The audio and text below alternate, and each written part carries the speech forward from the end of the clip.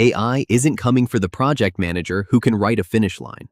It's coming for the one who only moves status boxes. Watch a Thursday stand-up. Somebody pastes an AI-written summary into the channel.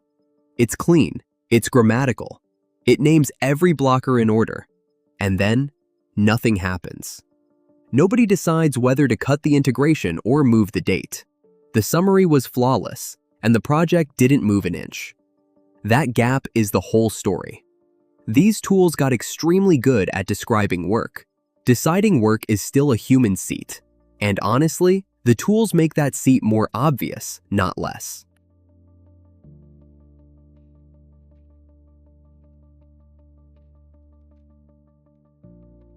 So, split the job before you shop for software.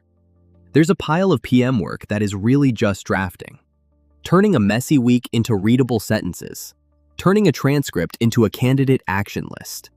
Turning one ugly ticket thread into a paragraph a sponsor can actually read. Models are genuinely good at that, and it's most of what feels exhausting on a Friday afternoon. Then there's the other pile. Which risk do we accept? Where does done start? What we tell the sponsor when the date slips, and who hears it first. Those aren't writing problems, they're accountability problems. A model can suggest an answer. It can't be the one holding it when the answer turns out to be wrong. Think of it as a fast intern with perfect grammar and no stake in the outcome. Extremely useful. Never the person you'd let define done. Here's the map, and it's 3 zones. Assist. The tool drafts, you sign. Status summaries, candidate risk lists, first pass scope language. Speed goes up. Accountability doesn't move an inch. Automate. The tool runs a rule you already wrote. A nudge when a field goes stale. A roll-up that copies numbers between 2 systems.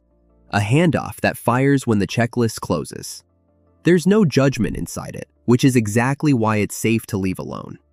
Replace. The tool takes over keystrokes that were never really the job. Retyping the same update into 3 places. Rebuilding the same chart by hand every Monday morning. Most of what gets sold as replacement is assist wearing a bigger badge. And notice what set the zone there. Not the pricing page. Not the demo. The zone came from how much judgment was buried in the job. So before you turn anything loose, run 2 questions on it. First, could you write the rule on one line and hand it to a new hire without a conversation? If yes, that's automation.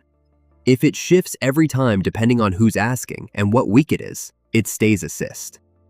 Second, what does the mistake cost? A wrong reminder is annoying. A wrong scope call costs trust with your sponsor and 3 weeks of rework. Cheap and reversible can run unattended. Expensive and public keeps a human signature on it. There's a third tell, and it's the honest one. When it goes wrong, whose name comes up in the meeting? If a name appears, that job stays assist. Forever. No matter how good the model gets. Let's put it on a real week. Thursday status, platform migration. You start by writing the finish line yourself, in 1 sentence. 2 of 4 services cut over, rollback tested. 30 seconds of typing, and it's the part no tool can hand you. Then you let it draft. Feed it the week's tickets and the stand-up notes, and ask for a summary against that finish line, not a general update. Then you cut. Most of what comes back is padding, and usually about 1 line is confidently wrong. A blocker marked closed that absolutely isn't. You fix it, because you're the one who'll be asked about it. Then you name the decision the summary implies. We hold service 3 until the auth fix lands. Then you count the minutes you got back. 45, most weeks. That's your ROI number, not the vendors. And here's where teams that buy well still lose. The dashboards get gorgeous, the summaries land every morning, and nobody in the room has made a call in 3 weeks. That failure mode feels like progress the entire time it's happening. Reporting gets automated, artifacts start looking expensive, confidence goes up, while the number of actual decisions per week drops, because a well-written status update lets everyone feel briefed without anyone being on the hook. The test is almost embarrassingly simple. Open last month and count the decisions that have a name and a date on them. Not updates, decisions.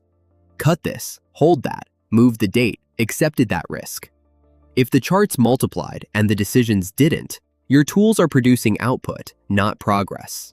And output is the cheapest thing in the building now, which means the leverage isn't in the tool list. It's in what you refuse to hand over. So, Monday, 2 moves and 1 check. Pick 1 assist. The single writing job that eats the most Friday energy.